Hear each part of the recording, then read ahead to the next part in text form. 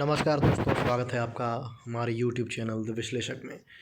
जैसा कि आपको पता है कि झारखंड के हाई कोर्ट ने जो झारखंड की नियोजन नीति थी उसे रद्द कर दिया है।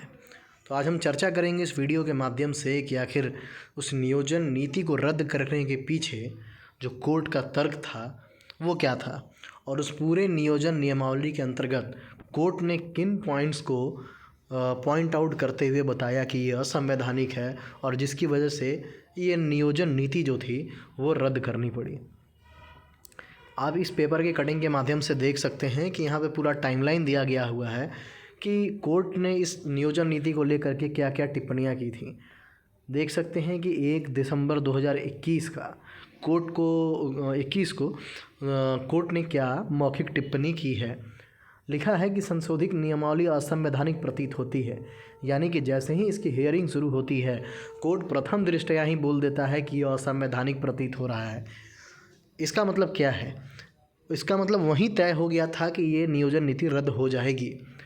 उसके बावजूद भी सरकार ने हमारे टैक्स के पैसों का, जनता की गाढ़ी कमाई के पैसों का दुरुपयोग करते हुए सुप्रीम कोर्ट के महंगे महंगे वकीलों को इसमें लगाया और लगभग 3 करोड़ रुपए खर्च कर डाले एक ऐसी नियोजन नीति को बचाने के लिए जिसे कोर्ट ने पहले ही हियरिंग में कह दिया था कि यह असंवैधानिक है। अब देखिए 27 जनवरी 2022 को कोर्ट ने कहा कि ऐसा लगता है कि सामान्य वर्ग के लिए प्रावधान को अनिवार्य बनाकर सरकार उन्हें झारखंड से बाहर जाके पढ़ने से रोकना चाहती है। फिर 6/4/2022 को कोर्ट ने कहा कि नियमावली बनाने का सरकार के पास आधार क्या है, भाषा की श्रेणी से हिंदी अंग्रेजी को क्यों किया गया है बाहर। फिर 11/5 को कोर्ट ने टिप्पणी की कि नियमावली से हिंदी भाषा को हटाने का क्या आधार है।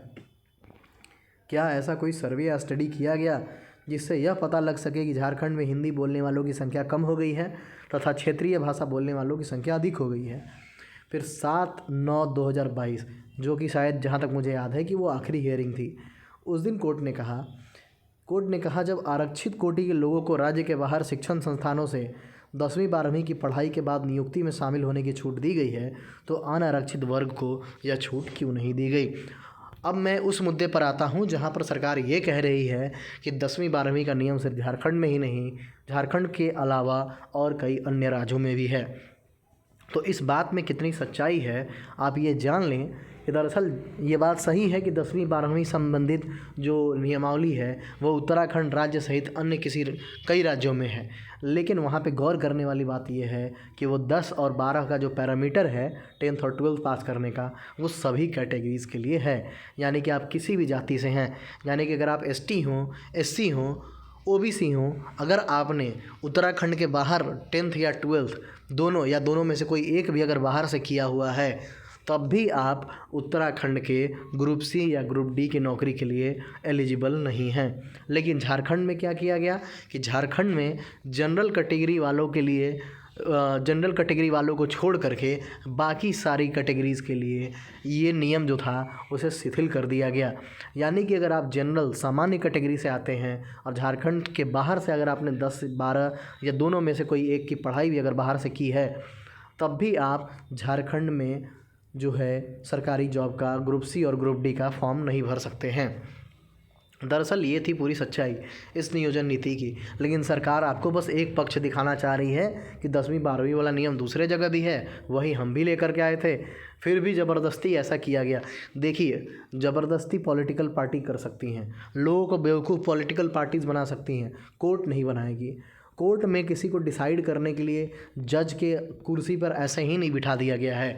उन्हें संविधान का पूरा ज्ञान होता है, वो सारी कानून की किताबों को पढ़कर उसमें दिए गए प्रावधानों के अनुसार जो भी नियम कानून हैं उसको उस पैमाने पर चेक करते हैं और जहाँ भी गलत पाया जाता है तो उसे रिजेक्ट कर दिया जाता है।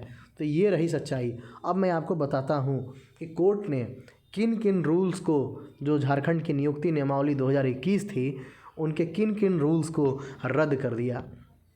देखिए ये जो 111 पन्ने का जो जजमेंट आया है झारखंड हाई कोर्ट के द्वारा, वहाँ पे आप देख सकते हैं कि ये पॉइंट नंबर 62 में साफ साफ लिखा हुआ है कि this court has made the examination selection process subject to the outcome of the instant writ petition vide order dated 1/12/2021 and now the rule 2 and 7 of the rules 2021 have been declared to be invalid by this court. As such, the consequences will be that the selecting agency JSSC would have to initiate the process of selection afresh. यानी कि सारांश में आप इसे ये समझिए कि इस पूरे मामले में कोर्ट ने कहा कि जो नियोजन नीति नियमावली 2021 थी उसके रूल नंबर 2 और रूल नंबर 7 को कोर्ट इनवैलिड पाती है और JSSC जो कि एग्ज़ाम सेलेक्टिंग एजेंसी है उसे निर्देश देती है कि वह पुनः से एक अफ्रेश प्रोसेस स्टार्ट करे। अब देखते हैं कि रूल नंबर 2 और रूल नंबर 7 क्या है। ये देखिए, आपकी जो नियोजन नीति की जो नियमावली में रूल नंबर 2 और जो 7 है उसे आप किसी भी JSSC के द्वारा निकाली गई वैकेंसी के नोटिफिकेशन में भी पढ़ सकते हैं। ये रूल नंबर 2 जो इतना लंबा लिखा हुआ है इसे आप सारांश में वही समझें कि ये 10वीं और 12वीं वाले नियम की बात करता है। और साथ ही साथ ये जो रूल नंबर 7 है झारखंड कर्मचारी चयन आयोग नियम 10 में निम्नांकित प्रावधान जो ये सारे दिए हुए हैं, जिसमें से हिंदी और अंग्रेजी को जो कंपलसरी लैंग्वेज में से बाहर कर दिया गया है वही रूल नंबर 7 बात करता है। यानी कि अब कुछ लोग कहेंगे कि पूरी तरीके से नियोजन नीति जो थी वो रद्द नहीं हुई है, सिर्फ रूल नंबर 2 और रूल नंबर 7 है। अगर आप ध्यान दें तो ये पूरी नियोजन नीति ही रूल नंबर 2 और रूल नंबर 7 के ऊपर बेस करती है। तो जब हाई कोर्ट ने रूल नंबर 2 और रूल नंबर 7 को रद्द कर दिया यानी कि पूरी तरीके से नियोजन नीति रद्द हो गई। और उसके साथ साथ जो आपने यहाँ पे देखा कि कोर्ट ने साफ साफ कहा है कि JSSC would have to initiate the process of selection afresh, यानी कि JSSC को जो सिलेक्शन का प्रोसेस है वो अफ्रेश यानी कि फिर से शुरू करना पड़ेगा। यानी इस बात में कोई दो राय नहीं कि JSSC के द्वारा जितनी भी परीक्षाएं पेंडिंग थी या जितनी भी परीक्षाएं ली जा चुकी हैं उसका प्रभाव सारी परीक्षाओं पर पड़ने वाला है। और जो परीक्षाएं हो चुकी हैं उन्हें भी रद्द करना पड़ेगा और जो नहीं हुई थी वो ऑटोमेटिकली रद्द हो गई। तो अब आगे की राह क्या है? अब आगे की राह ये बनती है, सरकार के लिए सबसे बड़ा चिंता का विषय ये बन जाएगा कि 1932 आधारित जो स्थानीय नीति की ये बात कर रहे थे वो निकट भविष्य में लागू होती नज़र आ नहीं रही है। और जो झारखंड सरकार ने जो 2 साल में एक नियोजन नीति बनाई थी उसे कोर्ट ने खारिज कर दिया। तो सरकार के पास क्या प्लान है? ऐसी कोई नीति का पहले से ड्राफ्ट क्या तैयार है कि सरकार ये जो जितनी भी नियुक्तियाँ फंस गई इस वजह से उसको पुनः चालू कर पाएँ? ये सब कुछ सरकार की इच्छा शक्ति के ऊपर डिपेंड करता है। अगर सरकार चाहेगी तो जो अभी एग्जिस्टिंग नियोजन नीति है जिसको कि कोर्ट ने रद्द किया उसके रूल नंबर 2 और रूल नंबर 7 में अगर संशोधन कर दे और उसे विधानसभा के आगामी सत्र जो कि कल से शुरू होने वाला है उसमें पास कर दे तो हो सकता है कि फिर से जो ये नियोजन की प्रक्रियाएं हैं वो चालू हो पाएंगी। उसके लिए ये करना होगा कि ये जो उन्होंने कहा है कि 10वीं और 12वीं का नियम जनरल कैटेगरी को छोड़ करके बाकी के लिए शिथिल किया जा रहा है उसे इन्हें हटाना पड़ेगा। या तो उसमें सबको जोड़ना पड़ेगा या फिर सबको हटाना पड़ेगा। और जाहिर सी बात है सरकार सबको हटाने का जो खतरा है, जो जोखिम है वो उठा नहीं सकती, क्योंकि जाहिर सी बात है कि सरकार का मंशा और कार्यशैली को देख करके आपको पता चल गया होगा कि ये सरकार सिर्फ जाति आधारित और भाषा आधारित जो है वो राजनीति करने में इंटरेस्टेड नज़र आ रही है। जो कि जहाँ तक अब ये नज़र आ रहा है कि जो झारखंड के पढ़े लिखे लोग हैं और पढ़े लिखे युवा हैं जाहिर सी बात है ऐसी गंदी राजनीति को एक सिरे से नकारते हुए नज़र आ रहे हैं। तो अब सरकार के पास ऑप्शन ये बच जाता है कि ये 10th 12th वाला जो इन्होंने पैरामीटर लगाया था उसे हटा दें और जो अंग्रेज़ी और हिंदी भाषा को हटा दिया गया था कंपलसरी सब्जेक्ट में से उसे जोड़ दें और पुनः इस प्रक्रिया को चालू करें। अगर एक लमसम टाइम का अगर एक हिसाब लगाया जाए तो जाहिर सी बात है ये सारे प्रोसेस को भी कंप्लीट होने में काफ़ी लंबा समय लग सकता है। इसे विधानसभा से पास कराना, उसके बाद फिर से एक नया गजट प्रकाशन करना, उसके बाद जितनी भी नियुक्ति लटकी जिनका फॉर्म रिजेक्ट हुआ उनका फॉर्म फिर से भरवाना और फिर से सारी तैयारी करना अपने आप में एक बहुत बड़ा भारी भरकम काम नज़र आ रहा है। तो इस हिसाब से साफ साफ लग रहा है कि 2023 भी लगता है कि बेरोज़गार युवाओं के हाथ कुछ नहीं लगने वाला है। इसलिए अब इंतज़ार करने का तो जाहिर सी बात है समय रह नहीं गया। अब ऐसी कोई परीक्षा भी नहीं रह गई कि जिसमें जो बच्चे हैं वो पढ़ने में लगे हुए हैं या फिर उनके पास समय नहीं है। अब कुल मिलाकर के यही बात बच जाती है कि छात्रों को सड़क पे उतरना होगा, आंदोलन करना होगा और अपने हक़ के लिए सरकार की ईंट से ईंट बजानी पड़ेगी, तब जा कर के सरकार हो सकता है कि कुछ करे।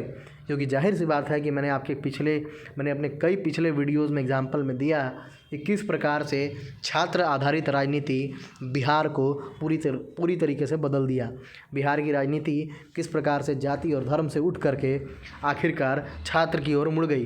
क्योंकि ज़ाहिर सी बात है कि जब छात्र आंदोलन हुए हैं, जब ये आंदोलन बढ़ कर के उग्रता की ओर आगे बढ़ते हैं, तब जाहिर सी बात है सारी सरकारों के जो नींदें हैं वो उड़ जाती हैं और ये इतना सेंसिटिव मुद्दा बन जाता है कि जिसको जो भी हल्का समझदार है वो इसमें कोई जोखिम नहीं उठाना चाहता। इसलिए आप उदाहरण के तौर पर देख सकते हैं कि कैसे केंद्र की जो सरकार है वो युवाओं को रिझाने में लगी हुई है, क्योंकि सबको पता है कि 2024 के चुनाव की तैयारी चालू हो गई है। इसलिए केंद्र सरकार की भी भर के वैकेंसीज़ निकाली जा रही हैं। लेकिन अगर झारखंड की हम बात करें तो ये बाहरी भीतरी के नाम पर बस लड़ाते रह गए, ऐसी नीति बनाते रह गए कि जिससे किसी बाहरी का ना हो पाए। लेकिन ऐसा बन गया कि बाहरी तो छोड़िए, किसी भीतरी का भी नौकरी नहीं लग पाया। अरे भाई साहब, अगर आप नौकरी भी निकालते रहेंगे तो जो आपके झारखंड के मेहनती युवा हैं, जो कैटेगरीज़ में बिलोंग करते हैं, कम से कम उनकी नौकरी तो लग जाएगी। तब तक आप इत्मीनान से बैठ कर के कोई ऐसी नियमावली बना लीजिए जिससे सही में झारखंड के मूलवासियों का फ़ायदा हो सके। मूलवासियों को फ़ायदा दिलाने के नाम पर ये जो आप गंदी राजनीति कर रहे हैं, जिससे 3 साल तक सारे युवाओं को बेरोजगारी के अधर में लटका करके आपने छोड़ दिया और कोई पुख्ता कार्रवाई नहीं की। अगर कोई इनसे सवाल पूछे तो बस ये कोरोना का बहाना बना देते हैं, जबकि हमारे सामने प्रत्यक्ष को प्रमाण की आवश्यकता क्या। जैसा कि आपने देखा कि उस कोरोना काल के दौरान भी यूपी और बिहार सहित केंद्र सरकार की कितनी सारी परीक्षाएं लगातार होती रहीं, बहालियाँ होती रहीं, लोग ज्वाइन करते रहे और ख़ुद झारखंड से बहुत बड़ी युवाओं की जो भीड़ थी वो यूपी, दिल्ली और बिहार के रास्ते ट्रेनों के माध्यम से जाती रही परीक्षाओं को देने के लिए। और बहुत सारे जो मेहनती युवा थे वो जाहिर सी बात है कि कुछ केंद्रीय नौकरी में भी जाकर के एडजस्ट हो गए और कुछ लोगों ने दूसरे स्टेट में भी जाकर के नौकरियां प्राप्त कर लीं। तो दरअसल अब ये समय आ गया है कि हम अपने अधिकार के लिए लड़ें और सरकार को नींद से जगाना होगा और सरकार को ये महसूस कराना होगा कि ये जो युवाओं का मुद्दा है जिसको आप नेगलेक्ट करके चल रहे हैं, और ऐसे गधे मंत्री जो आपने पाल रखे हैं जो कि मुंह उठा करके कुछ भी भौंक करके चले जाते हैं कि क्या ज़रूरत है, नौकरी ही करना है, ये है वो है। अगर आपके अंदर इतनी ही मर्दानगी थी, इतनी ही आपके अंदर हिम्मत थी तो चुनाव से पहले ये सारी भाषा को बोलते तो हो सकता था कि आप दहाई का आंकड़ा भी नहीं पार कर पाते।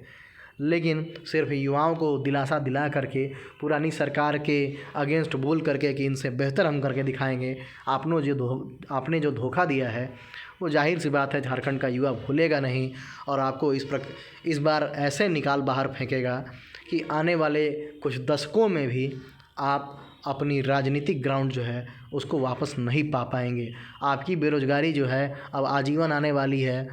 ये बाकी पूरे झारखंड की बेरोज़गार युवाओं की जो है बद्दुआ है आपके लिए।